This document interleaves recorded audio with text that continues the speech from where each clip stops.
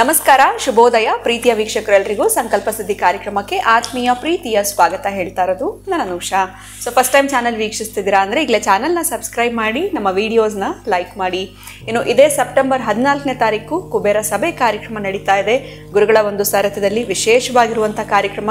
ನಿಮ್ಮ ಜೀವನದಲ್ಲಿ ಯಾವುದೇ ರೀತಿಯಾಗಿರುವಂಥ ತೊಂದರೆಗಳು, ಸಮಸ್ಯೆಗಳು, ಯಾವುದೇ ಕೆಲಸ ಕೈ ಹಾಕಿದ್ರೂ ಸಕ್ಸಸ್ ಅನ್ನುವಂಥದ್ದು ಕಾಣ್ತಾ ಇಲ್ಲ, ಹಲವಾರು ರೀತಿಯಾಗಿರುವಂಥ ನೆಗೆಟಿವಿಟಿ ಇದೆ, ಇವೆಲ್ಲವನ್ನೂ ಕೂಡ ಹೋಗಲಾಡಿಸ್ಕೊಳ್ಬೇಕು ಅಂತಂದರೆ ನೀವು ಕುಬೇರ ಸಭೆ ಕಾರ್ಯಕ್ರಮದಲ್ಲಿ ಪಾಲ್ಗೊಳ್ಬೋದು. ಇದೇ ಸೆಪ್ಟೆಂಬರ್ 14ನೇ ತಾರೀಕು ನಡೀತಾ ಇರುವಂಥದ್ದು.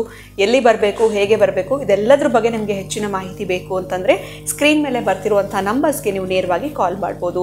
ಇನ್ನು ಪ್ರತಿಯೊಂದು ವಿಡಿಯೋಸಲ್ಲಿ ಕೂಡ ಸಾಕಷ್ಟು ಉಪಯುಕ್ತವಾಗಿರುವಂಥ ವಿಚಾರಗಳು, ವೇದ, ಶಾಸ್ತ್ರ, ಪುರಾಣ, ಜ್ಯೋತಿಷ್ಯ, ವಾಸ್ತು, ಯಾವುದೇ ರೀತಿಯಾಗಿರುವಂಥ ಸಮಸ್ಯೆಗಳಲ್ಲಿ ಸರಳವಾಗಿರುವಂಥ ರೆಮಿಡೀಸ್ ಆಗಿರ್ಬೋದು, ಪರಿಹಾರಗಳನ್ನ ತಿಳಿಸ್ಕೊಡುವಂಥ ಸ್ಪಿರಿಚುವಲ್ ಗುರು ಡಾಕ್ಟರ್ ವಿಷ್ಣುದತ್ತ ಗುರುಜಿಯವರಿದ್ದಾರೆ. ಬನ್ನಿ ಗುರುಗಳನ್ನ ನಾವು ಇವತ್ತಿನ ಕಾರ್ಯಕ್ರಮಕ್ಕೆ ಬರಮಾಡ್ಕೊಳ್ಳೋಣ. ನಮಸ್ತೆ ಗುರುಗಳೇ, ಕಾರ್ಯಕ್ರಮಕ್ಕೆ ಆತ್ಮೀಯ ಸ್ವಾಗತ. ಗುರುಗಳೇ, ಕೆಲವರು ಒಂದು ಮಾತಿಂಗೆ ಹೇಳ್ತಾ ಇರ್ತಾರೆ, ದುಡ್ಡಿದ್ರೇನೆ ದುಡ್ಡು ಮಾಡೋಕ್ಕಾಗದು ಬಿಡು ಅಂತ. ನಮ್ಮ ಹತ್ರ ದುಡ್ಡಿಲ್ಲ, ನಾವು ಇಷ್ಟರಲ್ಲೇ ಇದ್ದೀವಿ, ದುಡ್ಡಿದೆ ನೋಡೋರೆ, ದುಡ್ಡಿದ್ದವ್ರದೇ ದುನಿಯಾ ಅನ್ನೋ ಥರ ಗುರುಗಳೇ. ಇವಾಗ ಇರೋವಂಥ ದುಡ್ಡಿಂದ ಅದು ಬೆಳೆಯೋವಾಗ ಆಗಬೇಕು, ದುಡ್ಡಿಂದನೇ ದುಡ್ಡನ್ನು ಬೆಳೆಯುವಾಗ ಮಾಡಬೇಕು ಅಂತಂದರೆ ಇದಕ್ಕೆ ನಾವು ಏನು ರೆಮಿಡಿ ಫಾಲೋ ಮಾಡಬೇಕು ಗುರುಗಳೇ? ಯಂತ್ರ, ತಂತ್ರ, ಮಂತ್ರ, ಸೂತ್ರ ಯಾವುದು ವರ್ಕ್ ಆಗುತ್ತೆ?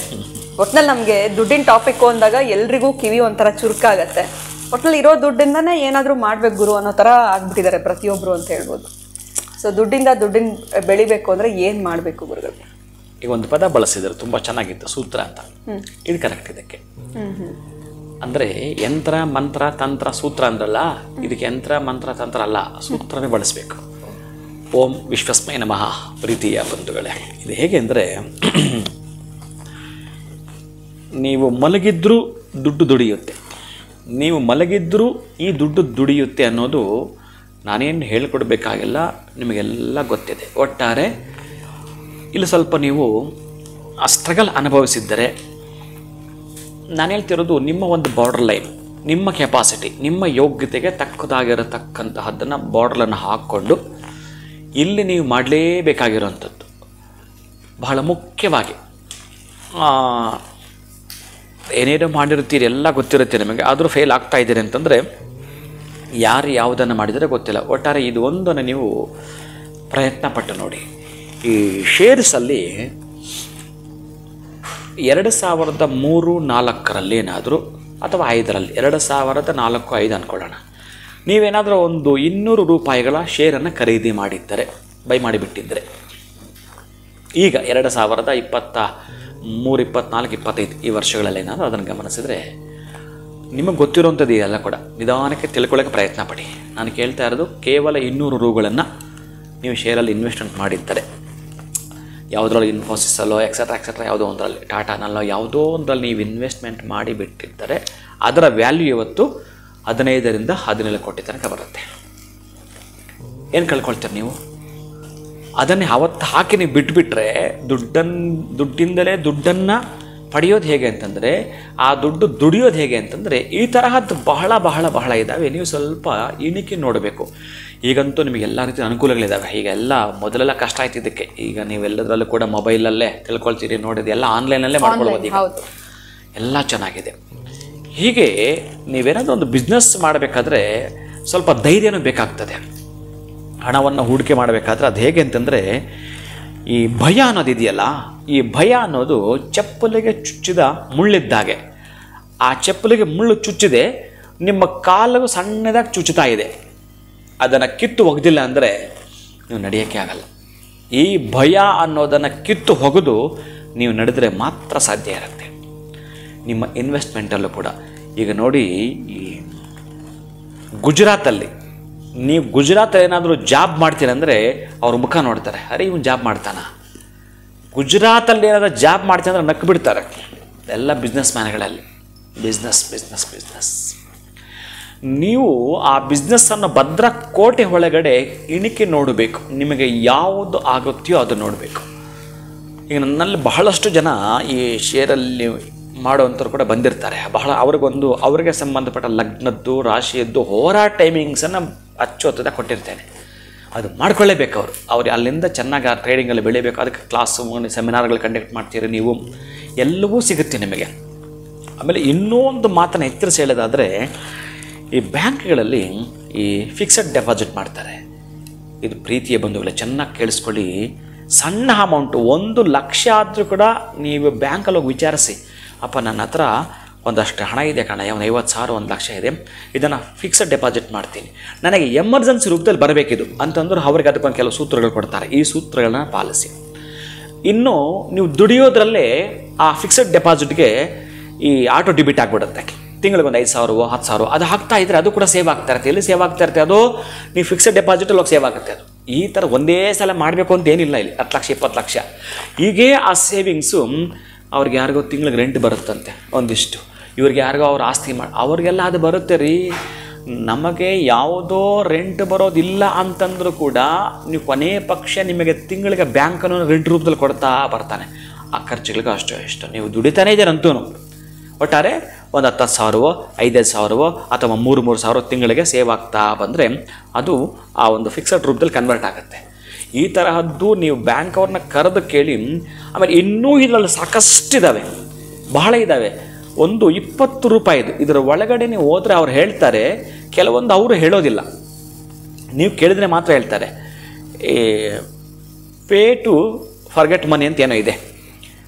ನೀವೇನಂದರೆ 200 ರೂಪಾಯಿನೋ ಅಥವಾ 100 ರೂಪಾಯಿನೋ ಅಥವಾ 20 ರೂಪಾಯಿಂದ ಪ್ರಾರಂಭ ಆಗುತ್ತೆ. ಅದು 20 ರೂಪಾಯಿದೊಂದು ಇನ್ಶೂರೆನ್ಸ್ ಮಾಡಿಸಿದ್ರೆ 20 ರೂಪಾಯಿದು ಬರೀ 20 ರೂಪಾಯಿದೇ ಒಂದು ಇನ್ಶೂರೆನ್ಸ್ ನೀವು ಮಾಡಿಸಿದ್ರೆ ಆ ವರ್ಷದಲ್ಲಿ ನೀವು ಯಾರಾದರೂ ಏನನ್ನ ತೊಂದರೆ ಆದರೆ, ಕಾಯಿಲೆನೋ ಅಥವಾ ಆಕ್ಸಿಡೆಂಟ್ ಆಗಿದ್ದೋ 2 ಲಕ್ಷ ತನಕ ನಿಮಗೆ ಬೆನಿಫಿಟ್ ಇದೆ.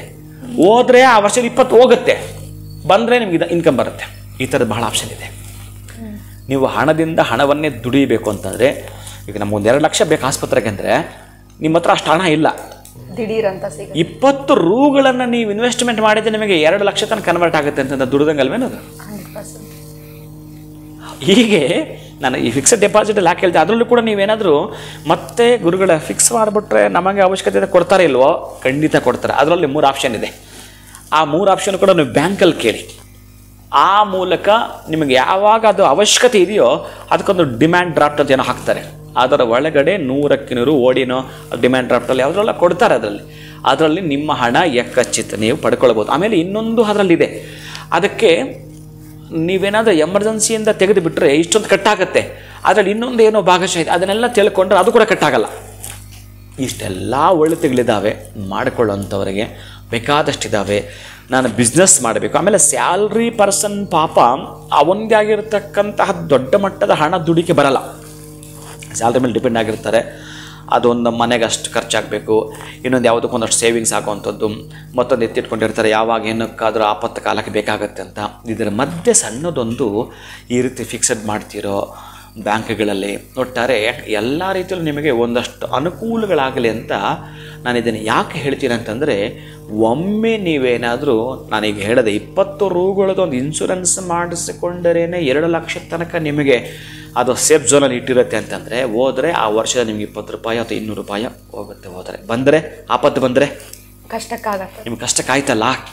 ಈ ಸೂತ್ರಗಳನ್ನು ಬಹಳ ಬಹಳ ಬಹಳ ಇದ್ದಾವೆ. ಇದನ್ನು ನೀವು ಫಾಲೋ ಮಾಡೋದರ ಜೊತೆಗೆ ಈಗ ಒಂದು ನಿಮಿಷ ನೀವೆಲ್ಲೋ ದುಡಿಯೋಂಥವ್ರು, ನಿಮ್ಮ ಮನೇಲಿ ನೀವು ಒಬ್ಬರೇ ದುಡಿತಾ ಇರೋದು, ನೀವು ಏನಾದರೂ ಹೊರಗಡೆ ಹೋಗ್ತೀನಿ ಅಂತಂದರೆ, ಹೊರಗಡೆ ಹೋಗ್ತೀರ ಅಂತಂದರೆ ಆ ದಿನದ್ದು ಖರ್ಚು ಕೊಟ್ಟು ಹೋಗ್ತೀರಿ. ಎಷ್ಟು 100 ರೂಪಾಯಿನೋ ಅಥವಾ 500 ರೂಪಾಯಿಗಳು, ಅಥವಾ ಇನ್ನು ಸ್ವಲ್ಪ ಚೆನ್ನಾಗಿರೋದ್ರೆ ಆ ಒಂದು ದಿನಕ್ಕೆ 1,000 ಕೊಟ್ಟು ಹೋಗ್ತೀರಿ. ಒಂದು ವಾರ ಹೋದರೆ ಎಷ್ಟು ಕೊಟ್ಟು ಹೋಗ್ತೀರಿ? ಎಷ್ಟು ಕೊಡ್ತೀರಿ? 7,000. ಒಂದು ದಿನಕ್ಕೆ 1,000 ಅಂದರೆ 7,000 ಕೊಟ್ಟು ಹೋಗ್ತೀರಿ. ಅದೇ ಒಂದು ತಿಂಗಳಿಲ್ಲ ಹೋದರೆ ಎಷ್ಟು ಕೊಡ್ತೀರಿ? 21,000 ಕೊಡ್ಬೇಕು. ಒಂದು ತಿಂಗಳ ತಾಯಿ 30,000 ಕೊಡಬೇಕು. ಈ ರೀತಿ ಹೀಗೆ ಒಂದು ದಿನ ಹೋದರೆ ನಾನು 1,000 ಕೊಟ್ಟು ಹೋಗ್ಬೇಕು, ಒಂದು ವಾರ ಇಲ್ಲ ಅಂದರೆ 7,000 ಕೊಟ್ಟಬೇಕು ಮನೆ ಖರ್ಚಿಗೆ.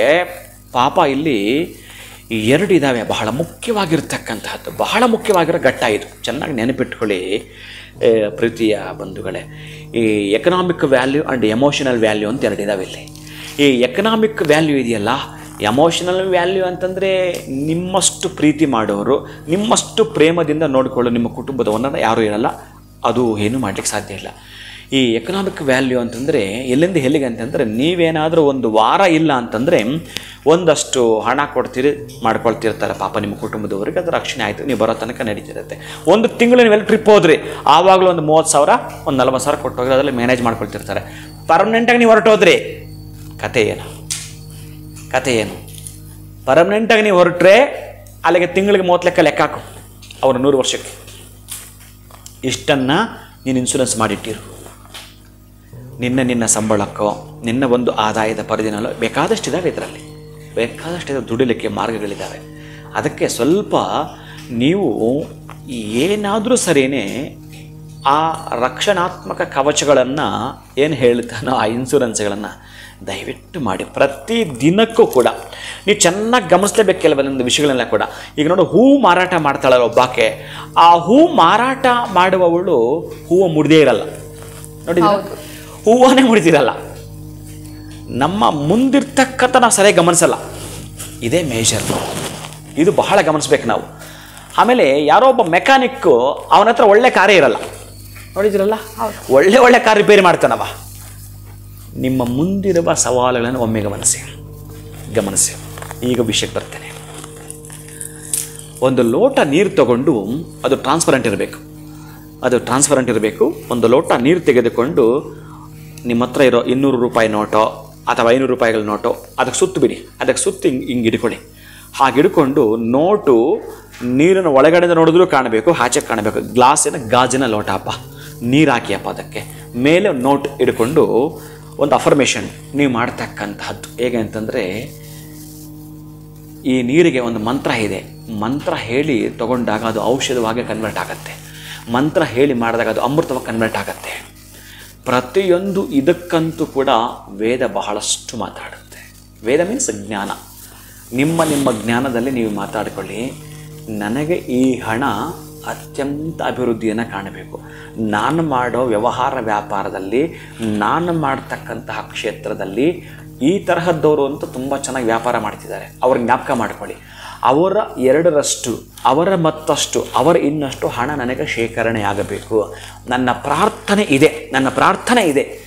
ನಾನು ನನ್ನ ಕುಟುಂಬವನ್ನು ಹೊರತುಪಡಿಸಿ ಸಮಾಜಕ್ಕೆ ಒಂದಷ್ಟು ಸೇವೆ ಮಾಡುತ್ತೇನೆ ಅಂತೇಳಿ ಭಗವಂತನಿಗೆ ನೀವಾಗ್ತಕ್ಕಂಥ ಈ ಅರ್ಪಣೆಯ ಅಪ್ಲಿಕೇಶನ್ ಅವನಿಗೆ ತಲುಪಲೇಬೇಕು ಅಂತಂದರೆ, ಒಂದು ಗಾಜಿನ ಲೋಟದಲ್ಲಿ ನೀರನ್ನು ಹಿಡಿದು 500 ರೂಗಳನ್ನು ಅದಕ್ಕೆ ಸುತ್ತುವರೆದ ಕೈಲಿ ಹಿಡ್ಕೊಂಡು ಒಂದು ಪ್ರಾರ್ಥನೆ ಮಾಡಿ.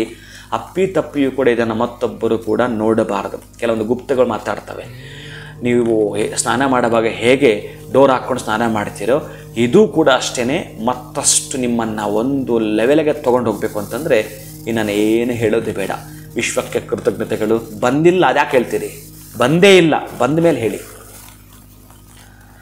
ನಾನೀಗ ಈ ಹುದ್ದೆಯಲ್ಲಿ ಇದ್ದೇನೆ, ನನಗೆ CM ಆಗಿದ್ದೇನೆ, ಆಗಿದೆಯಾ? ಬಂದಿರೋದು ಕೃತಜ್ಞತೆ ಹೇಳಿ. ನನಗೆ ದೇಹ ಕೊಟ್ಟಿದೀಯಾ, ಕಣ್ಣು ಕೊಟ್ಟಿದೀಯಾ, ಕಿವಿ ಕೊಟ್ಟಿದೀಯಾ, ದೊಡ್ಡ ಕರಳು ಚಿಕ್ಕ ಕರಳು ಅಂತ ಕೊಟ್ಟಿದೀಯಾ, ಚೆನ್ನಾಗಿ ಸುಖ ಕಡಿದೇ ಇರತಕ್ಕಂಥ ಚರ್ಮ ಕೊಟ್ಟಿದೀಯಾ, ತೊನ್ನು ರೋಗ ಕೊಟ್ಟಿಲ್ಲ, ಆಟ್ಸಾಪ್ ಹೇಳು, ಥ್ಯಾಂಕ್ಸ್ ಹೇಳು. ಈಗ ನನಗೆ ಈ ಹಣ 500 ರೂಪಾಯಿ ನೋಟಿದೆಯಲ್ಲ, ಇದು ಈ ವಾರದೊಳಗೆ ಇಷ್ಟು ಬರಬೇಕು. ನಾನು ಮಾಡೋ ಟ್ರೇಡಿಂಗಲ್ಲಾಗಿರ್ಬೋದು, ನಾನು ಮಾಡೋ ಬಿಸ್ನೆಸ್ಸಲ್ಲಾಗಿರ್ಬೋದು, ಯಾವುದಾದ್ರೂ ಸರಿಯೇ ನನಗೆ ಅದರಲ್ಲಿ ಮಾಡಿಕೊಡು, ದುಡ್ಡೇ ದುಡಿದು ಕೊಡು ದೇವ ಅಂಥೇಳಿ ಪ್ರಾರ್ಥನೆಯನ್ನು ಮಾಡೋದು ಕೂಡ ಒಮ್ಮೆ ಕುಬೇರನನ್ನು, ನಂತರ ಲಕ್ಷ್ಮಿಯನ್ನು, ನಿಮಗೆ ಬರದೇ ಇರೋ ಮಂತ್ರಗಳಿಲ್ಲ, ಬೇಕಾದಷ್ಟು ನೀವು ಹೆಚ್ಚಿಗೆ ಕಲ್ತಿದ್ದೀರಿ. ಒಂದನ್ನು ಅನುಷ್ಠಾನ ಮಾಡಿಕೊಂಡು ಈ ನೋಟನ್ನು ಇನ್ನೊಂದ್ಸಲ ಗಮನಿಸಿ. ನೀವು ನಾನು ಈಗಾಗಲೇ ಹೇಳಿದೆ ನಿಮಗೆ, ನಾವು ಗಮನಿಸಲ್ಲ ಅಂತ. ಆ ಎಮ್ಮನ ಹೂ ಮುಡ್ದಿರಲ್ಲ, ಹೂ ಮಾಡ್ತಾಳೆ, ನೀವು ತಗೊಳ್ಳಿ, ದಯವಿಟ್ಟು ತಗೋಬೇಕಾಗಂತೇಳಿ ಹೆಚ್ಚಿಗೆ ತಗೊಳ್ಳಿ, ಯಾರಿಗಾದ್ರೂ ಉಪಯೋಗ ಆಗಲಿ. ಪಾಪಕ್ಕ ನೀವು ಹೋಗಬೇಕಾದ್ರೆ ಕಾರಲ್ಲಿ ಆಕೆ ಮಾರ್ತಿರ್ತಾಳೆ, ಕಾರ್ಗೆ ಸ್ವಲ್ಪ ಹಾಕ್ಕೊಳ್ಳಿ ಅಂತ, ನೀವು ಹಂಗೆ ಹೋಗ್ತಿರ್ತೀರಿ. ದಯವಿಟ್ಟು ಆಕೆ ಎಷ್ಟು ಕಷ್ಟಪಟ್ಟು ಕಟ್ಟಿರ್ತಾಳೆ, ಅವಳ ಜೀವನ ನಡೀಲಿ, ಎಲ್ಲ ಹೂವು ಖರೀದಿ ಮಾಡಿ ಅಲ್ಲಿರೋ ದೇವ್ರಿಗೆ ಹಾಕಿ, ಇನ್ನು ತೊಗೊಂಡೋಗಿ ಯಾವುದೋ ದೇವ್ರಿಗೆ ಕೊಡಿ, ಮಾಡಿ ಇದನ್ನು, ಇಂಥ ಸತ್ಕಾರ್ಯಗಳನ್ನು ಮಾಡಿ. ಆಕೆ ಅಲ್ಲಿಂದ ಮನೆಗೆ ಎಲ್ಲ ತೊಗೊಂಡ್ಮೇಲೆ ಮನೆಗೆ ಹೋಗ್ತಾಳೆ. ಆರಾಮಕ್ಕೊಬ್ಬ ಯಾರೋ ಮಹಾನುಭಾವ ಸಿಕ್ಕದ ಇವತ್ತು ನನಗೆ ಒಳ್ಳೆ ಹಣ ಕೊಟ್ಟ ಅಂತೇಳಿ ಆಕೆ ಮನೆಗೆ ಹೋಗ್ತಾಳೆ. ಖುಷಿಯಾಗಿ ಇನ್ನು ಉಳಿದು ಕೆಲಸ ಮಾಡ್ಕೊ, ಅದಕ್ಕೆ ಸ್ವಲ್ಪ ಅನುವು ಮಾಡಿಕೊಡಿ. ನಿಮಗೆ ಬೇಗ ಬರಬೇಕಲ್ಲ, ಆಕೆ ಬೇಗ ಮನೆಗೆ ಹೋದ್ರೆ ನಿಮಗೆ ಬೇಗ ದುಡ್ಡು ಬರುತ್ತೆ. ಈ ತರಹದ ಬಹಳ ಇದ್ದಾವೆ ಜೀವನದಲ್ಲಿ. ನೀವು ಮಾಡ್ಕೊಳ್ಬೇಕಾದ್ರೆ ರೂಢಿಗತವಾಗಿ ಈ ಹಣವನ್ನು ಕೈಲಿಟ್ಟು ಪ್ರಾರ್ಥನೆ ಮಾಡಿ, ನಂತರ ಈ ನೀರನ್ನು ಕುಡಿದು ಬಿಡಿ. ಹಣವನ್ನು ಗಮನಿಸ್ಬೇಕು ನೀವು. ಇದನ್ನು ನಾನು ಹೇಳಿದ್ದು ಗಮನಿಸುವಾಗಲೇ ನಾನು ಜ್ಞಾಪಕ ಬಂದು ಹೇಳಿದ್ದೀನಿ ಆ ತಾಯಿದು. ಅದಕ್ಕಾಗಿ ಈ ನೋಟನ್ನು ಹಿಡಿದುಕೊಂಡು ಅಕ್ಷರಗಳೆಲ್ಲ ಗಮನಿಸಿ. ಎಷ್ಟು ಕಲರ್ ಇದೆ ಅದರಲ್ಲಿ, ಏನೇನಿದೆ, ಮಹಾತ್ಮ ಗಾಂಧಿ ಹೇಳಿದ್ದಾನೆ, ನೀವೆಲ್ಲಿದ್ದೀರಿ, ನೋಟ್ ಎಲ್ಲಿದೆ, ಎಲ್ಲ ಗಮನಿಸಾದ್ಮೇಲೆ ಕಣ್ಣಿಗೆ ಹೊತ್ತುಕೊಂಡ ಆ ನೋಟನ್ನು ನಿಮ್ಮ ತಿಜೋರಲ್ಲಿಡಿಯಪ್ಪ, ಸಮಯ ನಿಮ್ಮ ಸಮಯ, ಯಾವುದಾದ್ರೂ ಸಹ ಬ್ರಾಹ್ಮಿ ಮುಹೂರ್ತ ಮಾಡ್ತಿರೋ ಪರಿಶುಭ್ರವಾಗಿ ಮಾಡ್ತಕ್ಕಂತಹದ್ದನ್ನು ಮಾಡಿಕೊಳ್ಳಿ. ಈಗ ಈ ಪಾಯಿಂಟ್ ಚೆನ್ನಾಗಿದೆ, ನೀವು ಕೇಳಿದ್ರಲ್ಲ ದಿನ ಮಾಡಬೇಕು ಅಂತ. ದಿನ ಮಾಡ್ತೀನಿ ಅಂತಂದರೂ ಅತ್ಯಂತ ಅದ್ಭುತದ ಅದೃಷ್ಟಕ್ಕೆ ನಿಮ್ಮನ್ನು ಹುಡುಕಿ ಬರುವುದು, ಸ್ಪೀಡ್ ಜಾಸ್ತಿ ಆಗುವುದು, ಶೀಘ್ರ ಜಾಸ್ತಿ ಆಗುವುದು. ಇದೆ ನಂಗೆ ಟೈಮ್ ಇಲ್ಲ ಗುರುಗಳೇ, ಮಾಡಿಕೊಡಿ, ಯಾವಾಗ ಆಗುತ್ತೆ ಆವಾಗ. ಪ್ರತಿನಿತ್ಯ ಮಾಡ್ತೀನಿ ಗುರುಗಳೇ ಅಂತಂದರೆ ನೀವು ತಿಂಡಿ ಮಾಡುವ ಮುನ್ನ ಡಾಕ್ಟರ್ ಹೇಳಿರ್ತಾರಲ್ಲ, ತಿಂಡಿಗೆ ಮೊದಲು ಟ್ಯಾಬ್ಲೆಟು, ತಿಂಡಿ ಆದಮೇಲೆ ಟ್ಯಾಬ್ಲೆಟ್ ಅಂತ. ಈಗ ತಿಂಡಿಗೆ ಮೊದಲು ಇದಕ್ಕೆ ಒಂದು ಪ್ರಾರ್ಥನೆ ಮಾಡಿ, ಒಂದು ಸಂಕಲ್ಪ ಮಾಡಿಕೊಳ್ಳಿ. ಅಂದರೆ ಹಣ ಬಳಸಬಾರದು ಯಾವುದೇ ಕಾರಣಕ್ಕೆ. ಅದಿದ್ದರೆ ಇನ್ನೂ ಕೂಡ ಅದು ಮತ್ತು ಅಕ್ಷಯ ಆಗಬೇಕಲ್ಲ, ಬಂದು ಸೇರ್ಬೇಕು ಅದಕ್ಕೆ. ಆ ನೋಟ್ ಚೆನ್ನಾಗಿ ಜ್ಞಾಪಕ ಇರಲಿ, ಒಂದೇ ನೋಟೆ ಬಳಸ್ತೀರಿ, ಯಾವಾಗಲೂ ಒಂದೇ ನೋಟೆ ಬಳಸ್ತೀರಿ. ಮತ್ತೇನು ಮಾಡಬೇಕು ಗುರುಗಳೇ, ಏನು ಮಾಡಬೇಕು ಅಂತ ಕೇಳಲೇಬಾರ್ದು ನೀವು. ಯಾಕೆ ಕೇಳಬಾರ್ದು ಅಂದರೆ ಮತ್ತು ಹಣ ಜಾಸ್ತಿ, ಅದಕ್ಕೆ ಮುಟ್ಸೋದು ಪಕ್ಕಕ್ಕಿಡೋದು ನಿಮ್ಮ ಹತ್ರ ಇರಬೇಕು. ಯಾವಾಗ ನೀವು ಅದೇ ನೋಟನ್ನು ಹಿಡಿದು 108ಕ್ಕೂ ಅಧಿಕವಾಗಿ ಆ ಒಂದು ನೋಟನ್ನೇ ಹಿಡಿದು ಆ ಲೋಟದಕ್ಕೆ ಟಚ್ ಮಾಡಿಕೊಂಡು ಆ ನೀರನ್ನು ಕುಡಿತಾ ಆ ನೋಟನ್ನು ಮುಟ್ತಾ ಬಹುಶಃ ಭಗವಂತರಿಗೆ ನಿಮ್ಮ ಆರ್ತನಾದ ಕೇಳಿಸಿಬಿಡುತ್ತೆ ರೀ. ಎಷ್ಟು ಪರಿಪರಿಯಾಗಿ ಬೇಡ್ಕೊಳ್ತಾನಪ್ಪ, ಅಲ್ಲೆಲ್ಲ ದೇವಸ್ಥಾನಕ್ಕೆ ಹೋದ, ವ್ರತ ಮಾಡ್ದ, ಯಜ್ಞ ಮಾಡ್ದ, ಪೂಜೆ ಮಾಡ್ದ, ಎಲ್ಲ ರೀತಿಯಲ್ಲೂ ಬೇಡ್ತಾನೆ. ಈ ರೂಪದಲ್ಲೂ ಕೂಡ ಇವನು ಬೇಡ್ತಾ ಇದ್ದಾನೆ. ಇವನು ಮಾರ್ಮಿಕವಾಗಿರುವ ಒಂದು ಅರ್ಥವನ್ನು ಗೊತ್ತು ಮಾಡಿಕೊಂಡಿದ್ದಾನೆ.